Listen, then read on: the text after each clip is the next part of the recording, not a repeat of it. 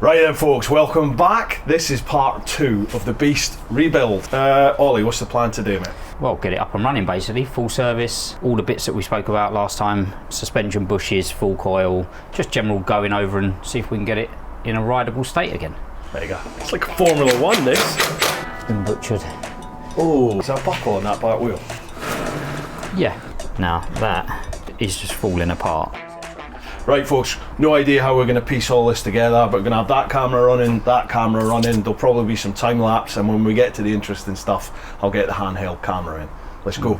So we're going to go fairings off first. Yeah. Problem with these fairings is they're battered, as you can see. They are properly battered. They're in 1,000 pieces. They are. They've been on and off so many times by so many different people. Me included at times, not knowing what I'm doing. Some wrong bolts, some right bolts. Totally. So good luck.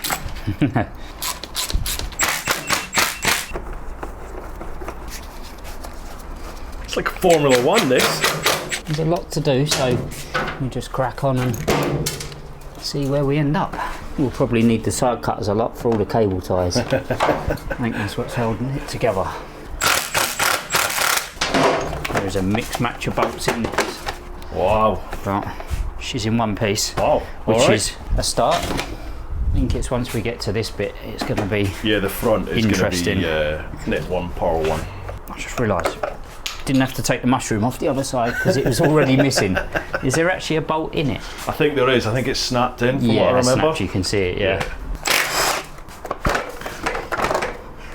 Okay. Not bad. Right, what we're looking at. What sort of state are we at here? That's alright actually, just your normal dirt. Oil filter's not too rotten. Good. Awesome.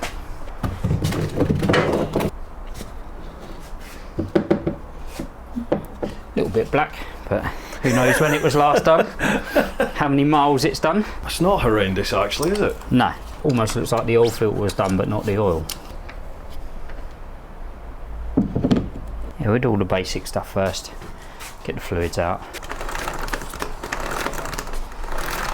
Chain's not too bad, just a bit rusty. Trying to decide which one to do next. I know, there's so much to do. State of that. So much to do that I don't really know where to start.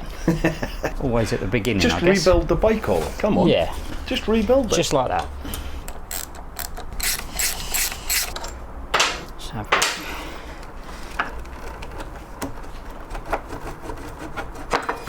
not too sad. Obviously very dirty. Plenty of life left on them. Yeah, but how old they are, we don't know. We'll start fresh, so we know it's all safe. I'm so excited about riding this bike again. I cannot wait to get back on the road. Well, hopefully not too long. We'll see what surprises she's unless got we left find in store something. for Yeah, us. unless we find something. They're not actually in as bad a state as I thought they were going to be. Seriously? Yeah. So what are you doing there? Considering. Yeah, pulling the pistons out, give them a clean. You know, you just pop them out a bit more so that you can get to the bit of dirt that's just inside. Gotcha. Cleaning them, rotating them so I can clean the whole thing, and then lubing them and pushing them back so that they all move nice and, you know, slide nice and get the performance back into them. Once we do fluids and pads, obviously, it will make it even better. And that'll be your brakes good to go. We'll do that front and rear, obviously. New pads, just as a precaution, even though them ones are not bad.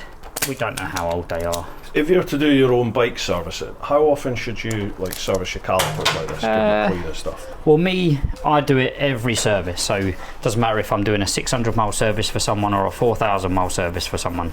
I do calipers on every service, because even if a lot of shops would say that, you know, they look at your pads and say you've got 60% left, that doesn't mean they're performing right. So to me, the performance of the caliper and the brakes is the important bit, or as important as how much pad material you've got. So regardless, I take them apart as a, you know, just as a precaution. Basically every service I do, calipers will come apart, whether you've had pads fitted just not that long ago or you don't need pads. Yeah. You just want them to work right. Gotcha, makes sense. Yeah. Cleaned, fresh pads. Obviously we've got to do the fluid, but the caliper itself is done. You just go tunnel vision and get moving. I keep saying it's like he knows what he's doing, isn't it? Well, Premier MC Motorcycle Repairs.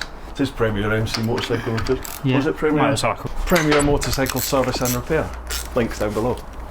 Obviously, if you live in the southeast. If you don't live in the southeast, tough. Move. I travel a distance. You might regret saying that. Well, yeah, yeah, there is that, yeah. Next. Repeat. You can see they're a bit loose. Yeah. Would have been over tightened, or if I try and undo that, they're just going to round off. So I'll get a newer Allen key that I know is a lot squarer and attempt that. And if not, a little bit of trickery will have to be done. Off-camera trickery. Probably get the whole, did you warm it up before the oil came out? No, we didn't, because there's that debate on whether you should take your oil out hot or cold. Now you did know there's quite a bit of movement in this, isn't there? Yeah, in the suspension linkages, which is why we've got a whole bag of goodies to replace. Beautiful. Yeah, we have quite an assortment here, all ready to go. Some new components for the back. Yeah, head bearings and spark plugs, oil filters, batteries, oil, air filters. Yeah, Happy days. Your broken seat unit. Yeah, everything we think we need. On the topic of that, I owe you lot in the clan a big thank you. I know you all said you wanted to do a bit of a GoFundMe type thing to get the bike up and running, and I said no, because you already do enough. I know what you're doing. A lot of you have upped your tier on Patreon, so thank you very much. It's hugely appreciated. It's going to good use. We'll get the bike on the road ASAP. See if the second one, we might not be so lucky. Oh no. Happy days. You just use a newer Allen key. It just makes all the difference. Gotcha. She's playing ball so far. So far, so good. She knows we're trying to help her. She knows it's all for a good cause. Might regret saying that. Nah, she's looked after me so far, this one. A little bit stiff. It's because you got a little lip on your discs. Oh, God bless Just trying to get it, isn't just trying to pull the pads off past that lip. That's all that was. That's about a mil. Probably about a mil, yeah. You won't be able to see that on the GoPro. That's the front calipers done. Just like that. Not too bad. Once we get into a rhythm, we'll steam through it. Now with the lip on the discs here, Yeah. what's that going to mean? Are we going to have to change discs? Yes and no. I mean, you don't have to. You've got plenty of thickness left in the disc. It just means it will take a while for the pads to take up the shape of the disc. Gotcha. And then the brakes will get sharper as you go along. Gotcha. I could just chamfer the edge of the pads just to take the edge off the pad, so it's already kind of got the shape of the disc, but we'll see once we bleed it to whether it's spongy or not. Got you. To whether to go into it in that depth or not. Okay. But no, they per se don't need doing. They got many miles left in them. Next, Rear pads, rear caliper, which has been butchered. Oh, might be a bit yeah. flatted. Might be a little bit of a pain to get out, but again, we'll deal with it as necessary. We've got faith in you, Ollie. We've got faith in you. At least someone has. We'll try. What's and this get a bit magic of spray? There's all sorts of sprays. This one's like a version of WD-40, shall we say? That sort of. Gotcha. Other brands are available. Yep. Yep. Motel's version of that. But yeah, I've got all sorts of different potions and lotions and sprays to get us through the day. I don't think that's going to come out though, that screw. I just don't think it's going to want to play ball. There's no way. It's already been rounded too many times. There's no sharp edge on it to get that out. So we're gonna use the backup plan. Okay. See you in a bit. Can't show the backup plan. Top secret. Oh dear. It worked. Backup plan worked. Everything's very dry. So these are the original pads that were in it. Can't remember when they were last changed actually. Plenty of life left on them, but you know, they've seen better days. Fresh new ones in. See, look, I've done work. Look, dirty hands. I've done work. Yeah. Jeez. That was tight. Was that suitably torqued, yeah? Yes. Just like everything else. Come on. Rear pad number 1. Rear pad number 2. I think they must have been fairly fresh up. They must have been they're fairly not fresh too. on. They've got a lot of meat on them rears actually. You're not going to play ball. Oh, yes you are. She's playing ball. She is so far. Quite amazing to be honest. Yeah, not too bad. Just very dry and gotcha. needs a good clean. Just like that. Caliper number 3's done. It's quick, isn't it? Well, to be honest, the pistons are moving really nice. They're turning nice, which is my indication when I pump them out to get the extra bit of dirt. I then put my tool in to rotate it so I can get to the dirt on the back of the piston, and that's the indication of whether it's gonna, you know, if the piston rotates, and you know the seals are pretty good, and you know there's no salt build up and they're not sticking on. Right. But if they don't turn, that's the good indication for me that I've got to go that little bit further and pop pistons out, pop seals out. Gotcha. But that piston was rotating lovely, so you know it's not. That's incredible. It doesn't need that side of things doing. Yeah, very good. So we grease it all back up, get it nice. There's a few things we're going to find along the way, like rubbers that may need replacing, but for now we can put them back. Gotcha. Typically these rubbers, they swell up, so they don't always want to go back into their recess, but we can always deal with that at a later date.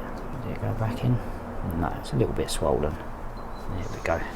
Quite fiddly, the rear calipers, because you can't really get them off without taking the wheel out. I've kind of worked my way around that by taking the extra bottom bolt out. Sometimes I don't want to come out. But this one did. Yeah. Wait till we get to the suspension linkages, and then I don't think it's going to play ball. It's all been way too straightforward so then far. We're going to have hassle. I'm sure she's got a few surprises for us. Most definitely. Oh, hi! How you doing, folks? Sorry to bother you. Have you got the time? Okay, I know some of you hate these sponsored vids, and it's not something I normally do. However, I think you're going to like this one. This vid is sponsored by Rec Watches, who are an independent brand based in Denmark who produce incredible timepieces, that's watches to you KTM riders, that combine both inspiration and materials from some of the most iconic machines in the world. Check out their website. They've got watches made from the actual bike Steve McQueen used to do that infamous jump in The Great Escape, another design made from the actual DeLorean John Z. DeLorean owned, and countless others inspired by various people and vehicles from history, including this one made from an actual Spitfire flown in the Battle of Britain. Their latest design is this one, the TTT Knievel, and it's made from Evel Knievel's Shark Jump XR750, his final stunt bike.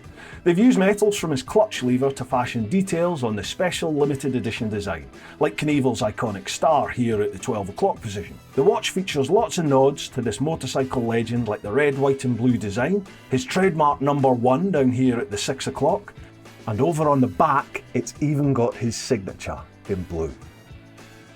Even the strap lugs are inspired by the bike's exhausts, and it's got little details like King of the Daredevils printed here to pay homage to the legend himself. The Treble T Knievel is designed to be ridden in.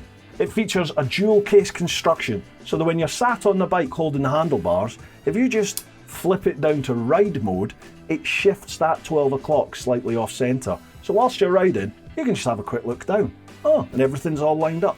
Then, when you jump off the bike, you can just click it into dress mode, and now the 12 o'clock goes straight back up to the top. Yeah, it's a gimmick, but it's pretty cool. The watch itself is quality. All Rec watches carry the Swiss-made stamp, which means at least 50% of the watch components, including the movement itself, must be made in Switzerland. I mean, just look at the presentation these limited edition boxes come with. The attention to detail is incredible. The Treble T Knievel is being limited to 736 pieces, and it's due for launch in December 2023. It retails for £1,895, however, you can pre-order now for 15% off. Check out their website at recwatches.com, that's REC watches.com, for more info and to check out their current collection. A massive thanks to Rec Watches for sponsoring this video, and a big thanks to you for watching it. Do you see what I did there? Sorry, I had to wipe some foreign dirt off. You cleaned it? Yeah. You cleaned it? Sorry, my bad. Oh my God. Just that one part. I'll try not to clean too much. That's it. I may as well get it valeted now. I'm sure you'll put some dirt back on it. There you go. Nice and free. It is, isn't it? Yeah. Is there a buckle on that back wheel? Yeah. Both sides? Oh, No, yeah. just that side. Yeah, you can see it. Where is it? It's a dent in the rim. There it is. Yeah, that's it. Kept the air though. Yeah. I love that sound of a freshly lubed chain. Yeah, it's come up right actually. It cleaned. It has, hasn't it? The rust has pretty much gone with not a lot of effort, to be fair. Just a bit of chain cleaner, bit of elbow grease, and then a nice fresh bit of chain lube just to coat it and stop it rusting again. Beautiful. And just wipe off the excess. I remember what these chain things are all about. I remember them vaguely. You're gonna have to adjust the chain every now and then. You do that about every 8,000 miles, don't you? That's the one. Yeah. You just let the mechanic do it at the service. Yeah, yeah. Every second service.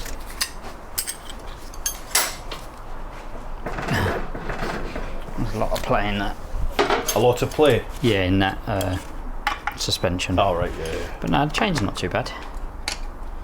Oh, I need to go get another tool actually. I need to get the laser. Can do it. Freaking lasers! Yeah, so we know it's spot on. Right, to be continued. This is so cool. So cool. She's almost back to well, she's not almost. There's a long way to go, but wow, she's playing ball so far, isn't she?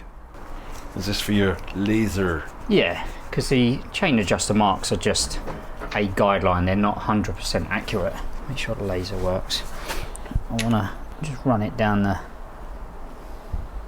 chain.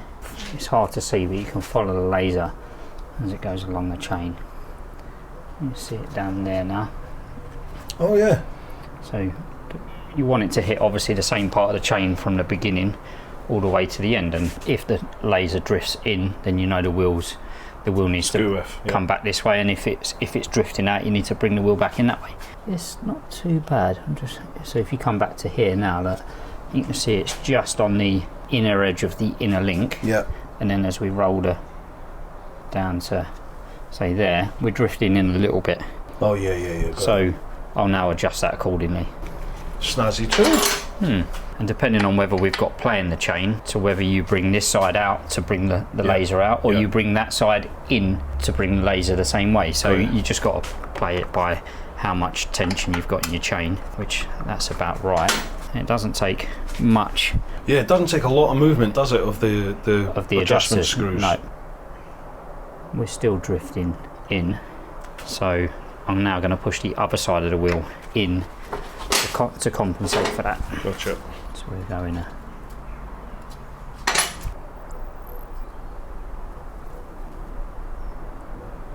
That's getting better. See how we're now kissing the inner link, which down at this end we're doing the same. So we are not far out of straight now.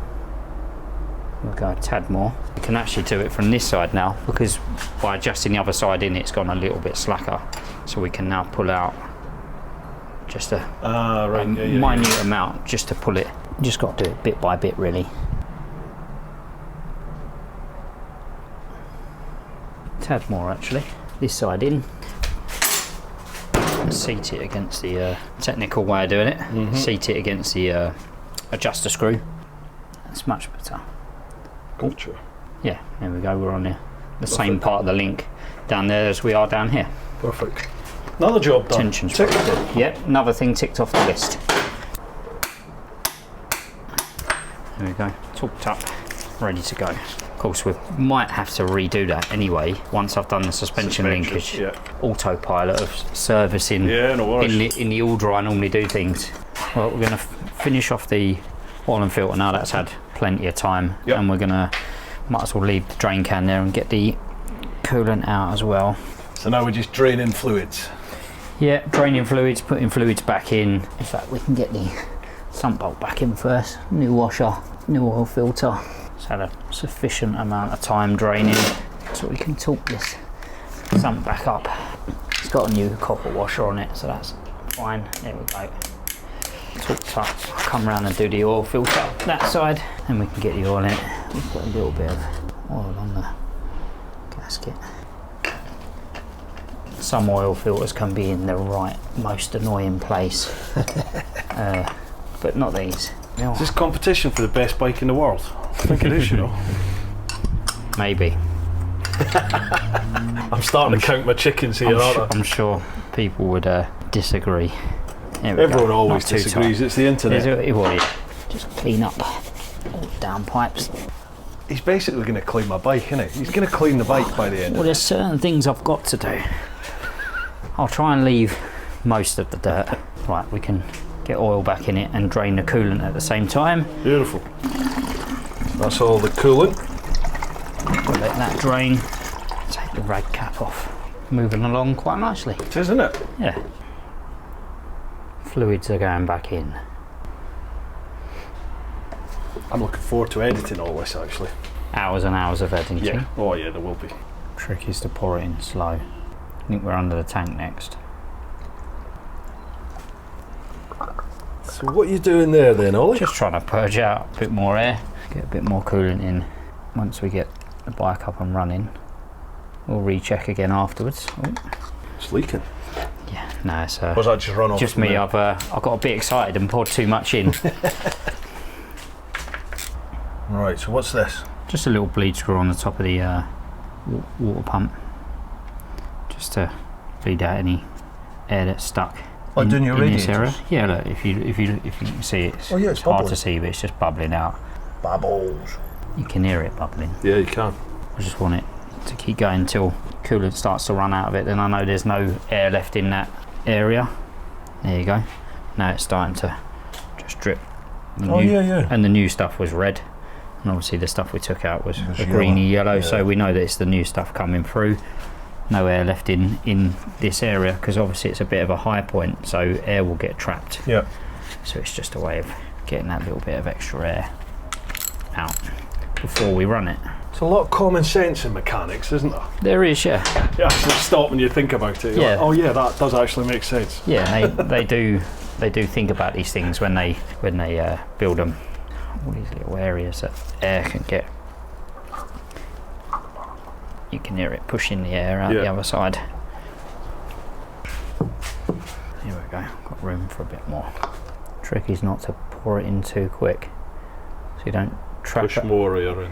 Yeah, you trap don't more. trap the air underneath. Obviously, once you run it and it circulates, it will purge it out, and then we'll recheck the level once it's cooled back down. But if you can have the patience to pour it in a bit slower, you trap less air. Well, I think you do anyway. Gotcha. There we go. Still air coming out of her. It's hard to see, but you can see it inside. Yeah, it's not picking up on camera. How many litres of coolant does it take then on a dry system? Roughly 2 to 2.5, Okay. I would say, and which we are. We're getting close to the second bottle being gone. Yeah. Barring the little bit I spilled. You're better off having it nearer the lower line than the upper line on the expansion bottle, just to give room for expansion. Again. You chucked about 40 quid's worth of coolant on I know. the blooming floor. Scottish, that cuts me, that does. Right, you can see the last few bubbles are purging their way out. Yeah, you might actually be able to see that on that one. I need better lighting in here, sorry folks. I've got these sort of strip lights here and you get that flicker, sorry. This is not Chopsy's garage. Right, so we're here. Where are we on the line? No, gotta go a bit more. Do you want me to hold the... Yeah, if you want to hold that there, and I need to feel for the lower line and the upper line. So we are on the lower line. We just go a splash more. Perfect, that'll do us. Thank you. So we're lowering it down and we're going to take the tank off. Yeah, under the tank Under next. the tank. Plugs, air filter and battery while we're at that level, and then we'll treat the suspension like a separate sort of job. Gotcha. Shall we say? I like this lift. Big thanks to Chief Chips on Instagram. Sold me his old lift here. Works a treat. Thank you, pal. That's cool. We'll take the pedal back off because you never know, one of us might tread on it. One of us, yeah. There's one I unplugged earlier when you weren't looking. Right, we'll go air filter and spark plugs. Right, from now on, absolutely no idea. Not like I had much idea beforehand, but this gives me palpitations. Simple stuff. That's the airbox. Do you want to do it? No, you're all right. You I'm sure? filming, you know. Okay. Sticking our lanes here. I could do the filming and you could do the... No, then you'll show Repairing. everyone how easy it is. We're not going to find any hidden gems in the airbox, are we? Well, I do remember at one point cleaning this, Yeah. and there was like all sorts. There was wildlife in it and all sorts. Yes. You can see where someone in the past, maybe yourself, Probably me. has to be cleaned it. honest. See how it's buckled? Yeah, that's me. Because where you, instead of cleaning it out, you know, with the water the way you're supposed to, you've whacked it on the floor. I have, You've banged yeah, it, and it's concertina, which is I why it's proper like that. scrubbed it. Yeah, that's Yeah. me. Sorry about that. But as much as it could be washed again, I think it's seen better days, and we'll put a new one in. But that's a K&M one. It is. Well, you can keep that on the side. That's all right. So now we've got to take the bottom half of the airbox off. As you can see, your throttle butterflies down inside your inlets. Gotcha. Do you know, the valve clearances have been done when they need to be done on this. Yeah. Never been out. No. Ever. To be honest, most GSXRs I go to, valve clearances are never out. I've never had a It's been Gixxer. very rare. I've never had a Gixxer that's needed them done, ever. Yeah, it's very rare. To be honest, the sort of bikes that I find that they have worn more aggressive is track bikes, to be honest. Right. Because they're always at full revs, Yeah, full yeah. chap. But road bikes, they're pretty good. We'll pop a few pipes off, and then we'll get to your spark plugs. Let's get a pair of pliers on that. Cool, look at all this. Just looks like a mess, doesn't it?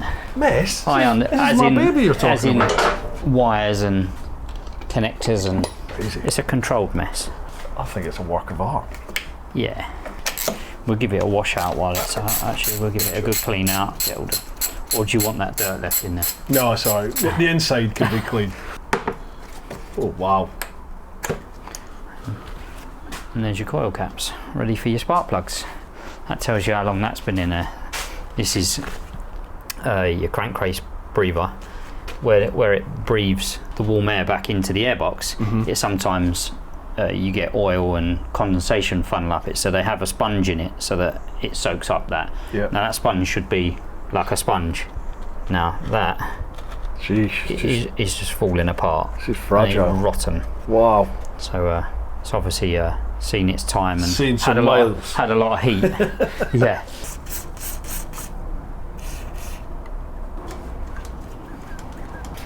Perfect. So now the airbox is off, we can get to all the 4 spark plugs. Yeah. We can take the coil caps off and inspect them, make sure they're fine. But throttle's operating nicely, secondary butterflies are operating nicely still. That's exactly what I thought. Not bad really, considering. Nice quick blowy. Coil caps are good, still in good condition. What's a coil cap? Airbox is ready to go back on. Spark plugs are all done. Cleaned all the coil caps up as I went. She's Been a busy boy while I've been away hunting, gathering, getting lunch. You haven't been holding me back. Grub is served. That's a heck of a difference, isn't it, between the stock one Yeah. and the K&N? Yeah. So this is aftermarket, but as factory, if that makes sense. It's the same setup as the factory air filter. So what you're saying is we've gone full factory. Button that down. Another thing ticked off the list. A few of these screws were missing, and a few of them aren't standard. Been lost along the way. Yeah. In several countries, probably. Have I mentioned I've been round the world? Oi, stop eating our plants. Getcha. So, new battery time. Yeah, next step, battery. And then we'll put the tank on and see if she fires up. Yeah, if you connect, as I connect this, that should do its sweep, even though the ignition's off. Yeah. Yep, just to say it's Yeah. recognising a connection. Yep, if you blink, you miss it. New battery on. I bet he says that to all the boys. There we go. Perfect. Battery done. Shall we? We've got to put tank back on because it won't work without fuel pump. Don't get ahead of yourself. Glad you're here. Although, is it easier to do these bolts Yeah. while the tank's not in the way? I would say so. Right, we'll do that. We'll call it lunch. Lunch. Sync these up. 1, 2, 3. Bosh. Subframe next. There should be one of them. Right. That side. In fact, we have got it. That bit there, Where is it? What which did we do mounts with to it? your tank, isn't it? That the tank Yeah, attaches it's to the that, doesn't back it? tank mount, which is that one there, This one has snipped off. like that. Should be there like that. So you reckon we could probably just get that alley Yeah, just welded get it back alley on? welded back on, yeah. So the main issue at the moment is these mounting bolts there and there, and it's the threads are same gone. on the other side. Effectively, they've already been helicoiled once. I think they've been But- time certed or something. Yeah. Right. So they originally they were ripped out a couple of times and they've been fixed in, but now they've come out again. I think there's only one bolt on that side That's maybe doing anything. that is actually holding the whole subframe on. Even if we just put longer bolts through and put nuts on the back for now, so that it's secure. The main thing is it's secure, so Gotcha. we'll take them out if they want to come out, because the time certs are actually spinning in the frame, so they're a very loose fit. Is this where the beast bites back? This is where we say some choice words. Because it's all been fairly smooth sailing so Yeah, far. it's been very smooth sailing. I don't think we've come across any major issues yet, have we? We're going to regret. Yeah. We're going to regret Great. saying this. Yeah, definitely. I think we spoke too soon. Oh, Even with the gun, that does not want to come on. is that just spinning? Yeah. Oh yeah, the thread has totally gone, hasn't it? So what's your theory here then, Ollie? What are you thinking? Bit of fuel, match. It's starting to get tasty.